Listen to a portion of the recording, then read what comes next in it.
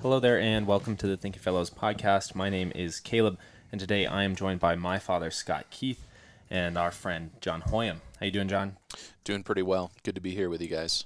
You know, I think people are starting to recognize you on the show. You've been on, this is probably episode six or seven episodes you've been on now. Yeah, I don't know what you're thinking. No clue. And we don't either. You know, the first two... Coronavirus, we're scraping the bottom of the barrel. Yeah, Just kidding. Oof. That was a joke. People. So, we had some coronavirus, recording, which made it easier to do... we were forced into the call-in situation. I think Thinking Fellows listeners who've been listening to a long time know that we've never done a call-in episode before, and coronavirus hit, and then we started doing some call-in episodes, and so we were able to get you because you're up in the Seattle area. And for people who aren't familiar, you're a junior Do you live fellow. anywhere near this new police-free zone in Seattle? Near the Chaz? The Chaz, yeah. Yeah. I'm like maybe a mile and a half from the Chaz. Oh, wow. But the Chaz is not all it's cracked up to be. It's basically the Capitol Hill Block Party without any cool bands. Oh, okay. I heard immediately some dude moved in and declared himself like the armed mayor / chief of police. Although, yeah, I think he just did that to promote his new mixtape. Oh, okay. Did he have a weapon? Yeah. Yeah. Walking around with the AK-47. Wow. Brave. So, besides that, so you're in the Seattle area, generally speaking. So you came in on two coronavirus episodes. And then you're a member, and I am too, of what's called the Junior Fellowship at 1517, which we have senior fellows, senior distinguished fellows, and full fellows, and then we have junior fellows who are waiting one day to maybe become full fellows of the think tank at 1517. And I had an idea. I like to call you research assistants. Research assistants. Yeah. I had an idea a couple of weeks back to maybe start a video podcast with the members of the Junior Fellowship to use as a platform to discuss research, topics of interest, keeping up with reading, that kind of thing. And so we piloted that by doing two Thinking Fellows episodes, just the last two, actually. And now that the restrictions have opened up quite a bit, you decided to come vacation down in Southern California. And so you're just staying here. Bit So of beautiful Big Bear Lake, California. Yeah, with all this vacation I've got saved up for the year, I needed to use some. So I decided to come down and hang out for a few days. So Yeah. it's good to be here. You guys gonna go fishing or anything? We should go fishing. I don't know. Do you fish? I haven't fished for years, but I'm kind of open to whatever. Yeah. You just show me how you live around here, and we'll do it. We'll go hit that secret trout spot. That secret trout spot. Have you ever gotten any trout there? One. Okay. One. Count them one. I'll look forward to trout dinner tomorrow night. Yeah, we'll see. We'll see what happens. So we were going to talk about today's episode, the Theologian's Craft.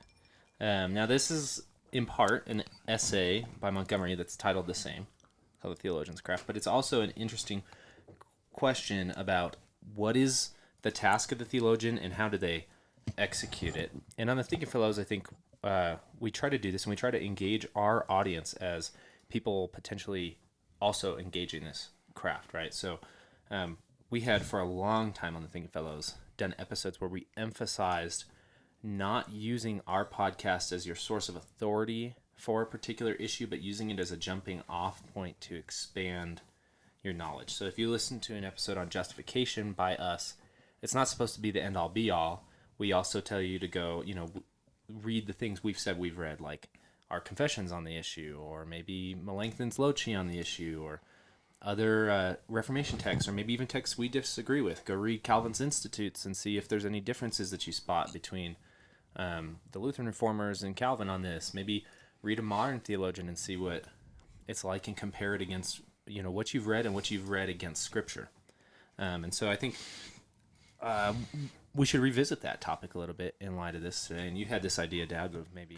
Yeah, I mean, it's fun hanging out with you guys because I hear you talk, and it reminds me of talking with my friends when I was younger and very excited about learning theology and sort of knowing as much as I could about the topic. And it got me thinking that, there really is, we've dropped this word altogether and or given it over just to the trades, which are somewhat non-existent these days. But this idea of what we do is a craft. It's not just the study of theology. It's not just memorizing certain facts and historical dates and theological formulas out of a book of systematic theology. It's to be good at it. It's a craft. It's something that you work at. And there's there's various ways of, like anything, learning any craft. There's various ways of sort of approaching developing the craft. I remember we used to have a professor at CUI named Bob Dargitz. Everybody loved Professor Dargitz. He wasn't always the guy that you went to with your hardest questions, but he was just a wonderful man, a great pastor. Yeah, we went to his church a couple times. Yeah, in Emmanuel Lutheran in Orange. Gorgeous sanctuary. If you are in Southern California, it's worth the visit to just see sort of like an attempt at an older, like Midwestern-looking Lutheran church in Southern California. Yeah. And I remember one day before class, my friend Jeff Mallinson, myself, and another friend of ours, Josh Rosenthal, were outside of class arguing about something. And we were always arguing because at that time, Dr. Mallinson was a pretty staunch Calvinist, and Josh and I were not. The interesting thing to that is that now Dr. Mallinson is a Lutheran, and I'm not sure what Josh is. I haven't talked to him in many, many years. But he did go over to Calvinism. Ended up doing a PhD down at University of Arizona under Heiko Obermann.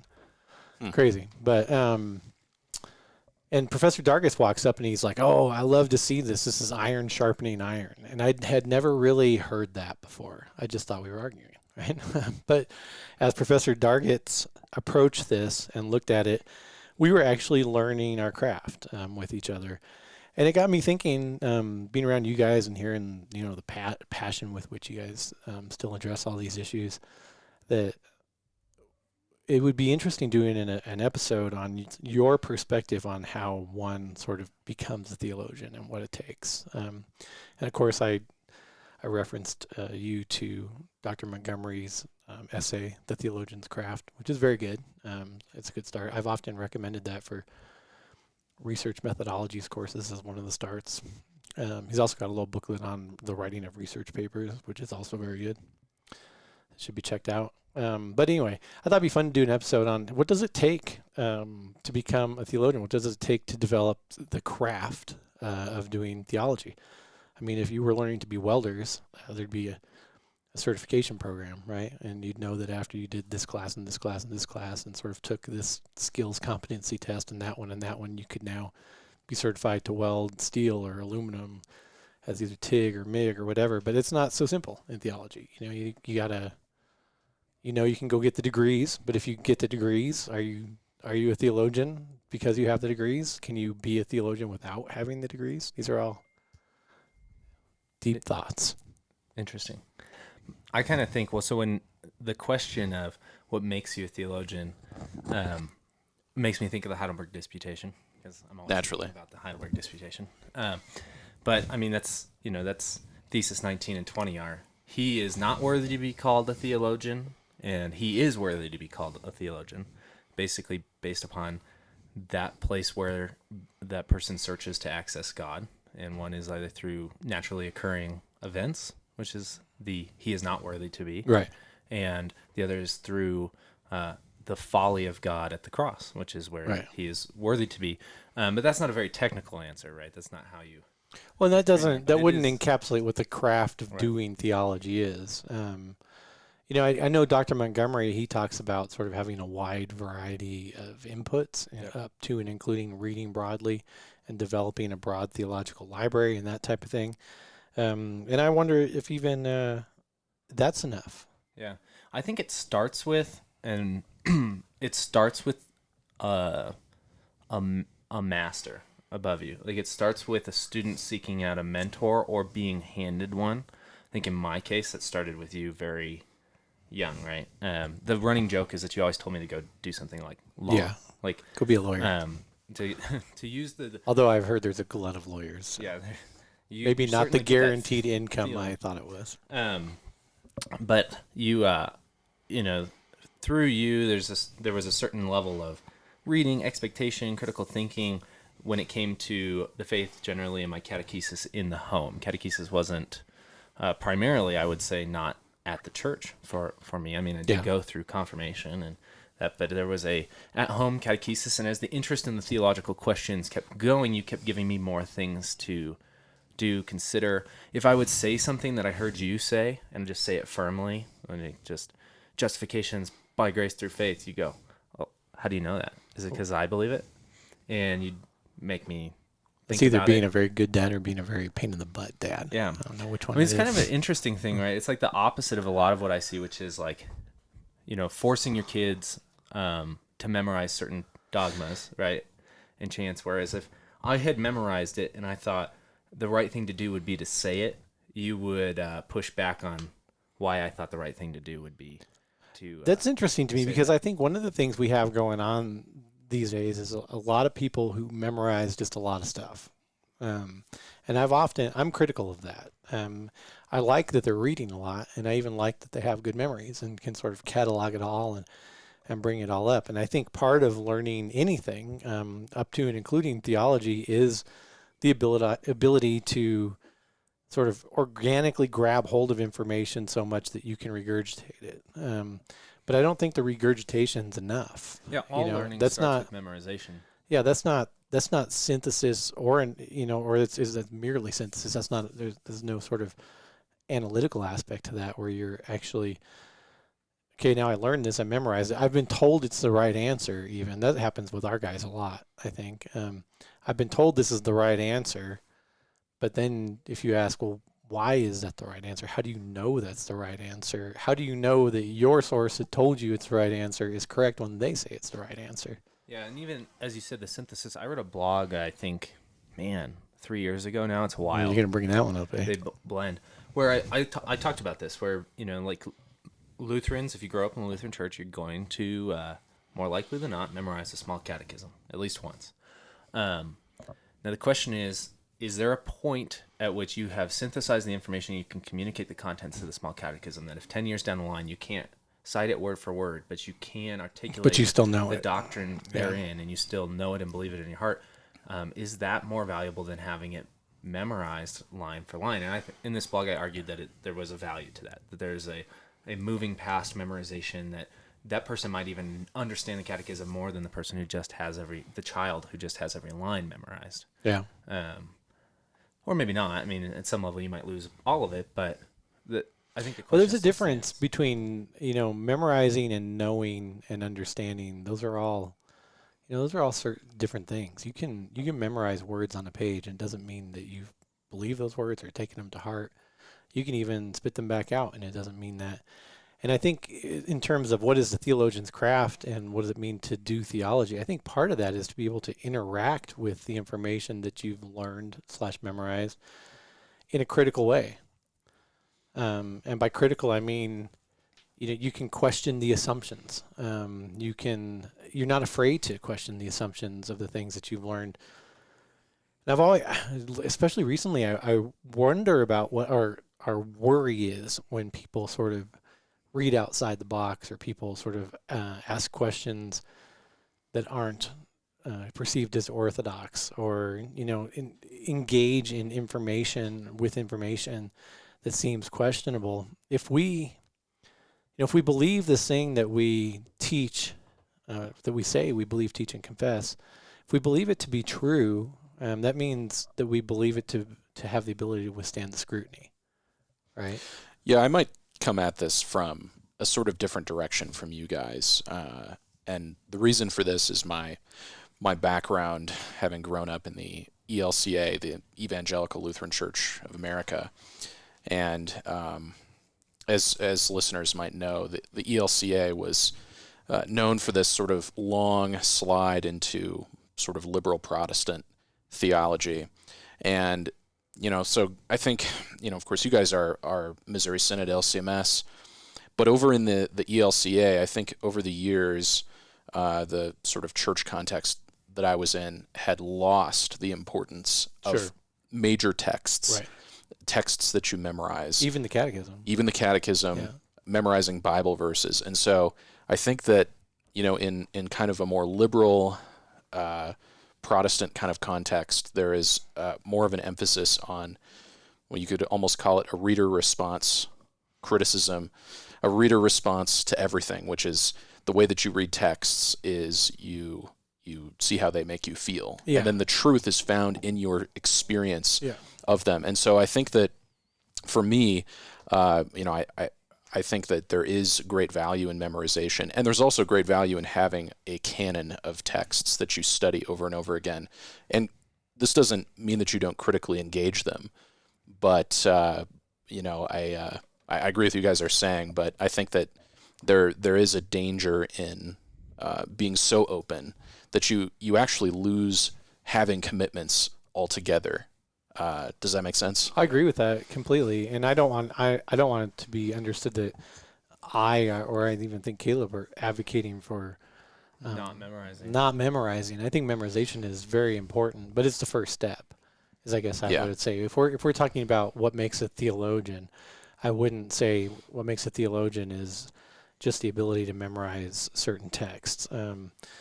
That if you were to, pedagogically, if you were to put this sort of into steps, that'd be step number 1. That wouldn't be step number 3 or 4, right? And that's all I'm saying here. But I think that what you saw in the ELCA is almost the antithesis of what I'm arguing for here, because reader response focuses on how a certain text makes you feel, and like you said, in the feeling. Then that feeling becomes the truth of the text. I'm actually it's your experience that becomes the measure. Yeah, I'm actually advocating for discerning whether said text is true or not. Right. Right. And is there anything out of it that can be found to be valuable, or is it all hogwash? Does it all need to be thrown out, baby and bathwater, or does some of it need to be kept? And how will we know if we don't engage these texts?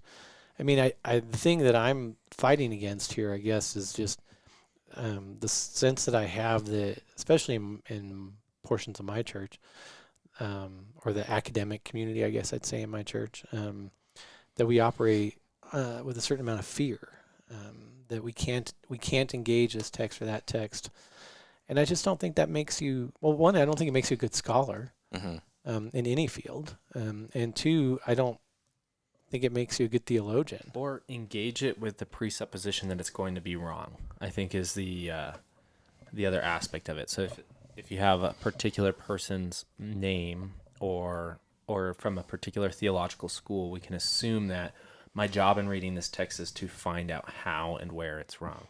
And not just with other Lutheran texts, but you can do this with like people just in other traditions, right? You could Karl Barth would be a great example. I'm going to read that to go find out why he's wrong. Yeah, and I'd say we're all guilty of that a little bit. I know I am. And I think that's why one of the first steps in becoming a theologian is to at least, and we've said this on multiple episodes recently, maybe it was on the YouTube videos I'm doing, I don't remember. Probably. Just be aware of your presuppositions as you come into something. In a lot of ways, you're just talking about what's the scholar's craft too. Yeah.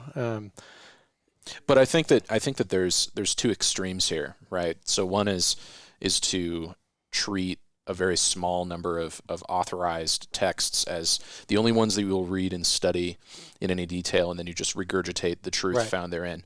And then I think on the other side, we also want to caution against a sort of academic approach that makes originality the be-all and end-all of being a scholar. Yeah, so or scattershotness, I guess I'd say. Just walk into a library, pick a book off the shelf and try to pigeonhole it into becoming. That's not what I'm advocating for either. But a well-thought-out approach to reading broadly, to studying broadly, to engaging with multiple ideas and or systems of information and being able to comprehend them. One of the biggest criticisms I even hear it of myself, though I'd argue that it's not that true with me. But if you're going to speak of another position, be sure you can represent that position well. Yep. I.e. Calvinism or something like that, or Rome, or whatever. In our case, looking at other positions. But how can you do that if you don't read them? Right. And like in the case of Lutherans, it can be kind of easy to say, represent medieval scholastic Roman thought and not address anything that's changed in the language or the way those positions have been argued in the last 500 years. Just go, Rome believes X, and refer back to what your professor told you they believe. Back from your Ren and F class. Yeah. I think one of the first things that happens when you engage with a wide variety of texts is before you move to making a criticism. So say, I mean, you have a Lutheran who's reading Reformed theology. Before rejecting what is said or written because it's wrong, you have to first be able to make distinctions. And I think that that's one of the most important things about engaging texts critically, is what is the position and how is it distinct from its alternatives? And you actually have to make that move before you move on to saying, well, it's wrong. Right. And I think also, just to take it back to like a basic class, you need to be aware of sort of your formal and material principle, and the formal, especially if you're just getting into it, the formal principle with which they're using, or that they're using to base their text, and then try to discover their material principle. So for the listeners who don't remember, formal principle is just sort of the source upon which you're basing your idea, right?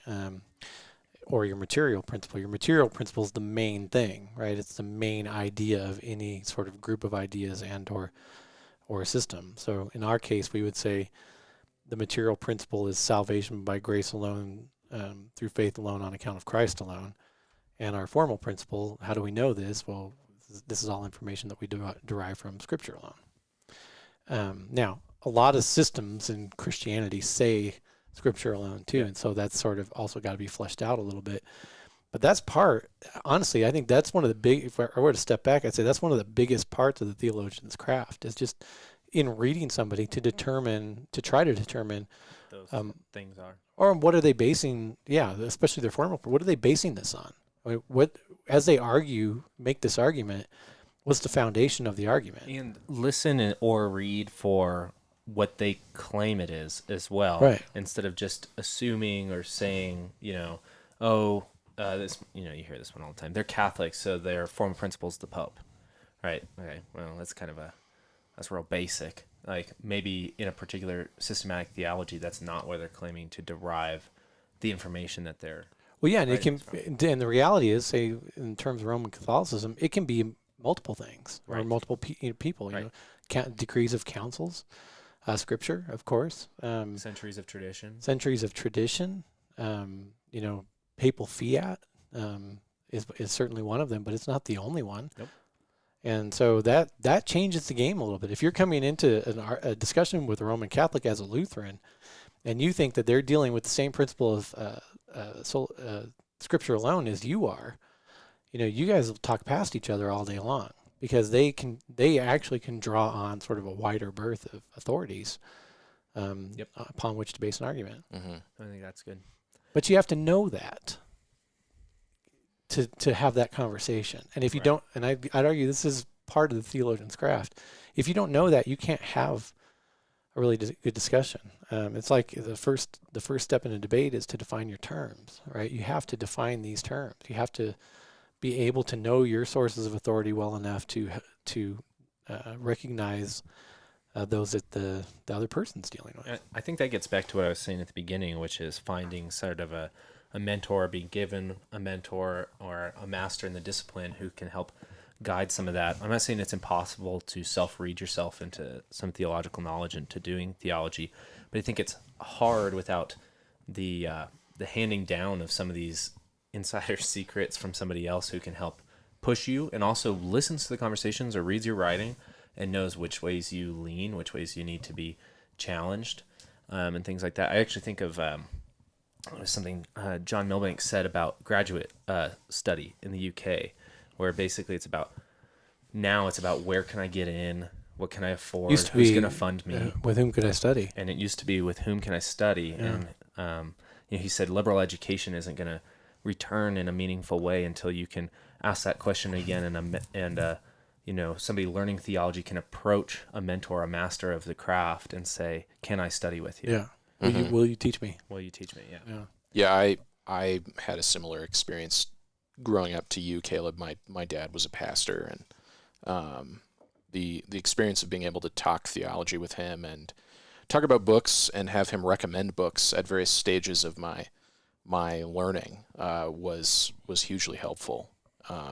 It's like an indispensable part of becoming a theologian is that that mentorship, and you'll have more than one Yeah, I agree with mentor over the years. I mean, my dad has always been formative for my understanding of theology and my activity in the church, but in school I've had mentors as well. So yeah, I honestly couldn't imagine trying to do theology alone, just with books. Yeah, I'm not sure it's possible. I mean, I think you can. There's a lot of information that you can learn, but I think until you engage with people that will challenge you, and I guess I'd add this to the theologian's craft, is you have to be challenged. Until you engage with people that challenge you,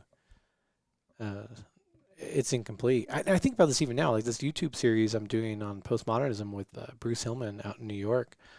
You know, he and I don't agree on everything. He's a Lutheran. He's a card carrying, confession swearing Lutheran to the core. And he and I just don't agree on some of this stuff. And the conversations, I told people that you should check it out, because I thought it was just going to be Bruce and I explaining postmodernism, but it's basically You and Bruce arguing. It's basically like we're doing 9. It's kind of funny that we're doing 9 episodes, because it's going to be like 9 rounds on postmodernism, and but that makes me better, right? I know postmodernism better for having argued with Bruce about postmodernism. And that's good. You know, that's a good thing. I'm interested in this. I want to know more about it. I want to know more about why society is reacting as it is, why deconstructive elements of society are making such a headway currently. And I wouldn't know sort of the foundation of this as well as I'm getting to without arguing with Bruce a little bit. Yeah. Yeah, I think that's a big part of it. So, I think you have that person who helps push you and guide you. And then I would say, as we were saying with the reading, in Montgomery's essay, he talks about this as developing your library. So how does a theologian develop their library? And you've said it on the show before, Dad, that he constantly just uses the phrase, read broadly. And if you dive into what that means, it means read people in the craft of theology that you disagree with, but also read texts that aren't theological, right? So read history, read philosophy, read some classical think literature. About all of the fields that theology intersects with, especially now. History for sure, right? Philosophy for sure. Politics. Yep. One of the talks I'm giving a talk for Higher Things. It'll be on their online conference because all their conferences got canceled this year, but it's on church and state. I was happy to get rather than someone else. But, politics are in there, sociology, psychology. I mean, unless one of the things I love about the study of theology is because I have a hard time just focusing on one thing forever. But studying theology allows you to know a little bit about a lot of stuff, and then hopefully a lot about one field. Too. And I could not recommend more, not just reading broadly, but studying broadly, listening broadly, having a willingness to, go to lectures and to talks that are from people that, aren't on the approved list, as well as those that are. The fact that I think we have a podcast called Banned Books that is a play on the fact that during the Counter-Reformation, the Roman Catholic authorities developed a list of actually banned books, and a lot of those books were from Lutheran authors. Books. Yeah, and so our boys make the list quite a bit. The fact that now we joke about having an approved list within Lutheranism is ironically hilarious. So read broadly, study broadly, listen broadly. I read some crazy stuff. All over the place, and engage with information from all over the spectrum. And I'm not saying that everyone should do that, but you should do something akin to that in your area of interest. have other interests. That's the other thing I would say. Have other interests other than just theology. It'll round you out in your conversations with people. You can, if you have some other interest, you can engage in theological conversations with people that aren't theologically minded because you can relate to their interests too. Yeah, I mean, if you've ever been to a theological conference, sorry for the people that this might hurt a little bit, but there's like a difference between the person who, like, when you go hang out at the bar afterwards, you can just hang out with, because they do more than just theology, right? Like they can talk about their hobbies, their family, the stuff they go do. Well, it's like hanging out with my buddy Paul and I, who's been on the show quite a bit, talk about this kind of thing all the time. Is that he's a pastor, but he's not your typical sort of pastor, and I don't mean that in a disparaging way, although I'm sure it sounds that way. But he's just a guy. I remember when we were in college together, and he was studying to be a DCE, and he was thinking about going to seminary, and he came and talked to me and said, "Do you think I should go to seminary?" I said, "Yeah, because we need more pastors that are just good men, just good normal guys."